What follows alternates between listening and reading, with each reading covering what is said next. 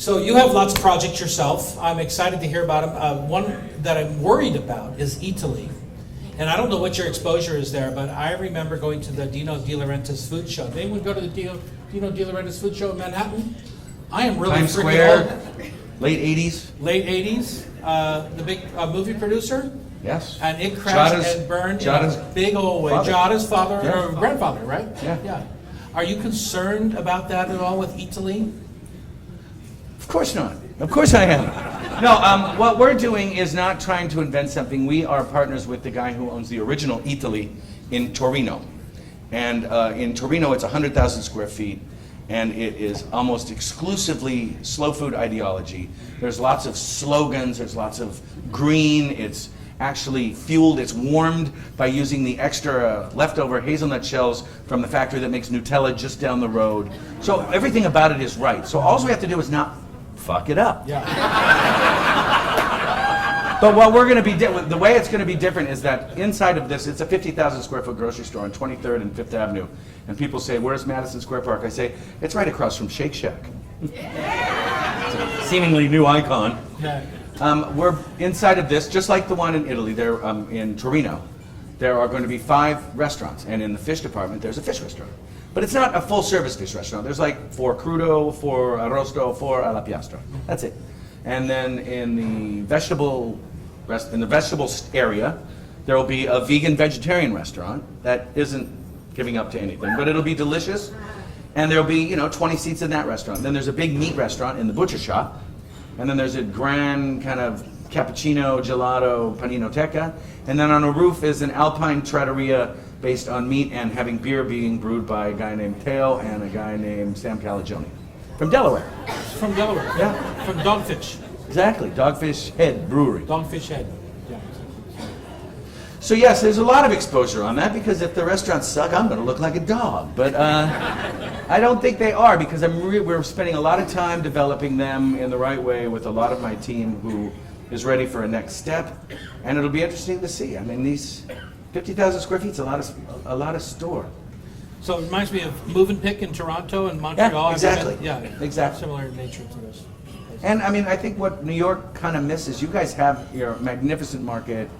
We don't necessarily, we used to have like Dina DeLuca and Balducci's, and we don't really have that kind of gastronomic tourist destination anymore like we used to. And like when you go to Barcelona, you go to the Boqueria. When you go to London, you either go to Fortnum & Mason or you go to Harrods. When you go... Or Borough Market. Or Borough Market, right, exactly. But I mean, in terms of store.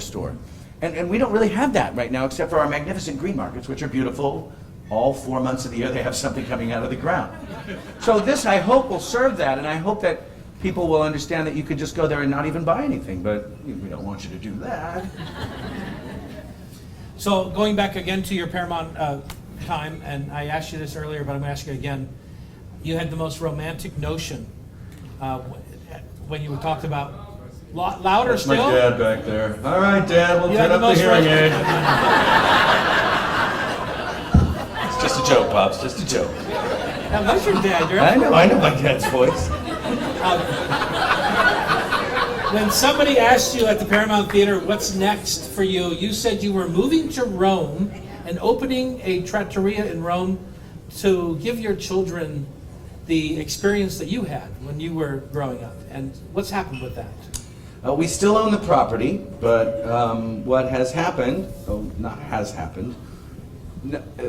perhaps America's greatest flaw as a culture is that as we grow up, we do not prepare ourselves for the eventual decline in our parents' health. And you guys are great. Mom and Dad are fine. But my in-laws are slowly starting to slow down a little bit, and my wife is starting to think about limited resources.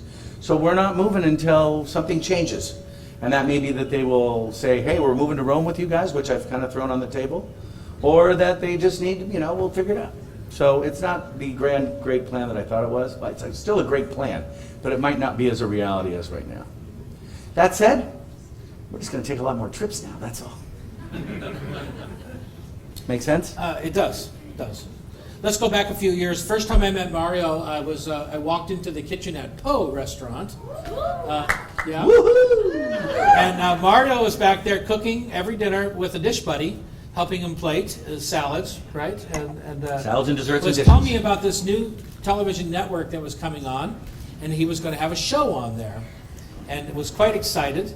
And it seems to me that you've come full circle, and you're starting to get another round of shows at this point. You've maybe full circle a few times. Yes. So tell us what's in your TV future at this point. In my TV future right now, I am setting up a production company to do one specific show of my design, which will be about, again, all the way back to me showing people how to cook dishes. It will probably be in either a giant soundstage or a actual rural, semi-rural, all right, not rural at all, but a house in Brooklyn. I know Brooklyn sounds like the big city, but there's rural parts of Brooklyn, trust me. We're not having any dairy cows, but I mean, there's like some yard is what I mean to say when I say rural. Avenue Double A. Yeah, right, exactly. So we're going to do a show that involves, it's kind of like a DIY show. It'll show you how to cook. It'll not like do curtains or anything, but I mean, we'll have 3 or 4 or 5 or 6 different kind of environments to show people how to, whether they're making salami or make sausage or dry cure meat or grow vegetables, whatever. All the kind of things that I like to do, with the predominant ideology of the show being that of helping people. It's about philanthropy. It's called Via Alta, which is the high road, and it's about how all these people can come together in what should be one of our primary jobs, which is taking care of other people that may or may not need even help or even identify it. But then we'll have, our odd celebrity like Tom Douglas or Michael Stipe or Richard Branson, or the professor of nutrition at Rutgers University. What's wrong with that? That was a good list to be on, wasn't it? Yeah. All right. And they'll talk about not necessarily Let's their all new. flip their- off Mario. How many people have flipped you off at one time before? Millions.